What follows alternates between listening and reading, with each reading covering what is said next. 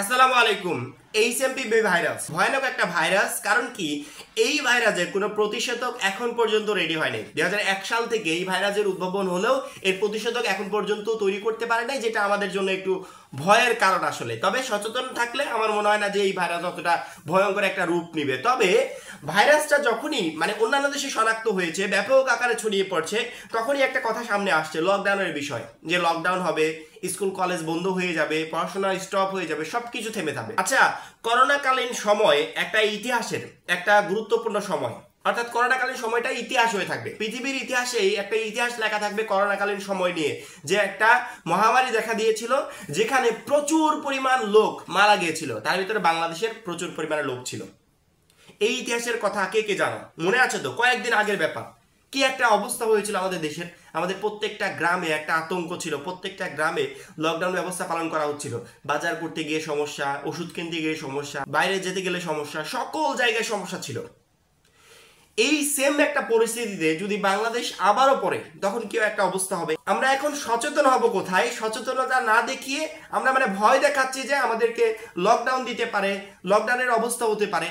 আমরা তো এখন আল্লাহ তাআলার কাছে দোয়া করবো যে এই যে মহামারীটা আমরা একটা কয়েকদিন আগে পার করেছি, এরকম মহামারীর জন্য আবার না আসে। 2টা বছর আমরা সকল দিক থেকে পিছিয়ে গেছিলাম। এই পিছিয়ে পড়া এখন পর্যন্ত শেষ হয়নি।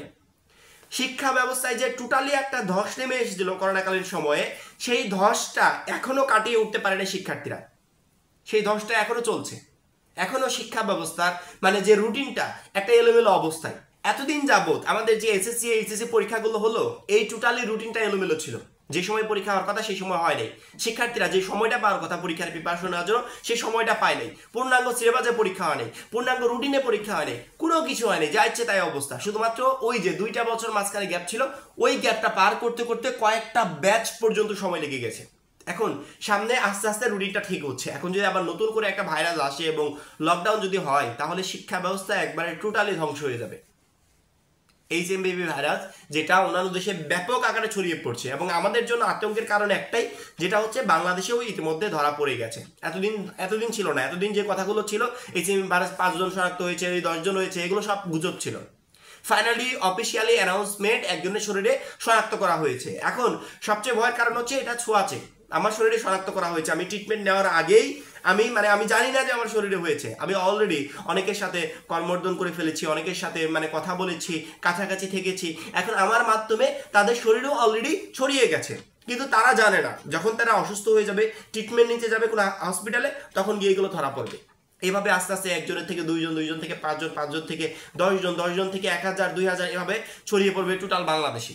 আমরা কি সেটাই চাই? আমাদের কোথায় এখন সতর্ক হওয়া প্রয়োজন, সেইটা না করে আমরা ফেসবুকে পোস্ট করি যে লকডাউন হবে কিনা, লকডাউন দিবে কিনা, লকডাউন দিলে ভালো হয় বা লকডাউন দিলে খারাপ হয়, এই বিষয়গুলো নিয়ে কথা বলি। তাহলে আমাদের ভিতর কতটা ওই মানবিকতার অভাব যে আমরা এই বিষয়গুলো নিয়ে এখনো কথা বলছি। আমাদের এখন সতর্ক হওয়া প্রয়োজন। আমাদের গুগলে গিয়ে, ইউটিউবে গিয়ে সার্চ দেওয়া প্রয়োজন যে এইচএমভি ভাইরাসের লক্ষণগুলো আসলে কি কি, কিভাবে ছড়ায়, এইগুলো নিয়ে সার্চ দেওয়া প্রয়োজন। কালকে একটা ভিডিওতে আমি অলরেডি আলোচনা করেছি যে কিভাবে ছড়ায়, কিভাবে কি হয়। যেহেতু এটা একটা ছোঁয়াচে ভাইরাস এবং এটা করোনা ভাইরাসের সেম ক্যাটাগরির, সেক্ষেত্রে করোনা ভাইরাসের ক্ষেত্রে যে সমস্ত ক্রাইটেরিয়া আমাদেরকে মেনটেন করতে হতো এই ভাইরাসটাকে মোকাবেলা করার জন্য, সেম ধরনের ক্রাইটেরিয়া এই ভাইরাসের ক্ষেত্রে মোকাবেলা করতে হবে। যেহেতু এটা ছোঁয়াচে, সবচেয়ে বেটার হয় যদি মাস্ক পরিধান করে আমরা বাইরে চলাফেরা করি। এটা সব থেকে আমাদের জন্য বেটার হয়। তাহলে ভাইরাসটার সংক্রমণটা অনেকটাই কমে যাবে। আমার মনে হয় এই বিষয়গুলো নিয়ে এখনই এতটা আতঙ্কিত না হয়ে সতর্ক হওয়া প্রয়োজন। যে সতর্কতা আমরা করোনাকালীন সময়ে আক্রান্ত হওয়ার পরে অবলম্বন করেছিলাম, প্রত্যেকটা মানুষের মুখে মুখে মাস্ক উঠে গেছিল। একটাই কমন বিষয় যে যাই করি আর না করি মাস্ক ব্যবহার করতে হবে, হাতে স্যানিটাইজার ব্যবহার করতে হবে, একটু ডিস্টেন্স মেনটেন করে চলতে হবে অসুস্থ মানুষের থেকে।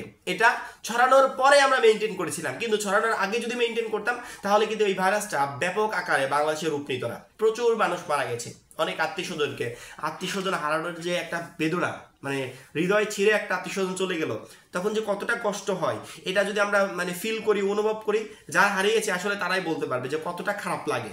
ঠিক আছে, এরকম পরিস্থিতিতে আমরা বাংলাদেশ আর পড়তে চাই না। অবশ্যই আমাদের সচেতন থাকা খুবই জরুরি। আমরা নিজে যারা এই মুহূর্তে শিক্ষার্থীরা আমার ভিডিওটা দেখছো, আমরা অবশ্যই নিজেরা সচেতন হব। গ্রামগঞ্জে অনেক মা বোনরা আছে যারা আমাদের এই ভিডিওগুলো দেখতে পারে না, যাদের হাতে একটা স্মার্টফোনও নাই। আমরা একটু কাইন্ডলি তাদেরকে একটু সচেতন করবো, এই বিষয়গুলো নিয়ে বোঝাবো যে একটা নতুন ভাইরাস আসছে। চীন থেকে একবার করোনা এসেছিল, পরবর্তীতে আমাদের টোটাল দেশটাকে এলোমেলো করে রেখে গেছে।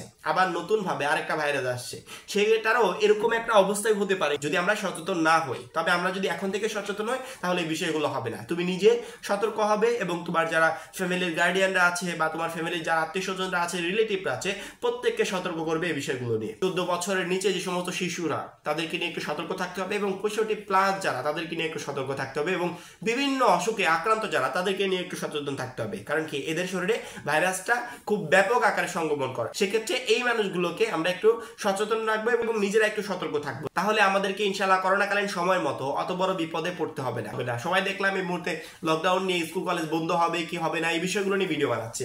ভাইরাসই তো এখনো ছড়ায় নাই, একজনের শরীরে মাত্র অ্যাটাক করেছে।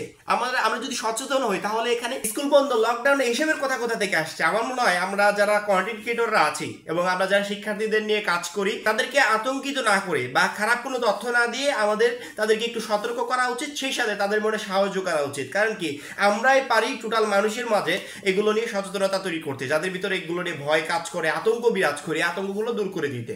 দুর্যোগময় পরিস্থিতিতে আমরা একটু সবাই দায়িত্বশীলতার যদি পরিচয় দিই, অবশ্যই আমরা যে কোনো দুর্যোগকে মোকাবেলা করতে সক্ষম হবো ইনশাআল্লাহ। সেক্ষেত্রে আমার মনে হয় বিষয়গুলো নিয়ে ভয় না পেয়ে আমাদের একটু সতর্ক হওয়া প্রয়োজন। সতর্ক হলেই মোকাবেলা করা সম্ভব। এখন এই পর্যন্তই। পরবর্তী ভিডিওর জন্য চ্যানেলটা সাবস্ক্রাইব করে রাখবে। সবাই ভালো থাকবে, সুস্থ থাকবে। আল্লাহ হাফেজ।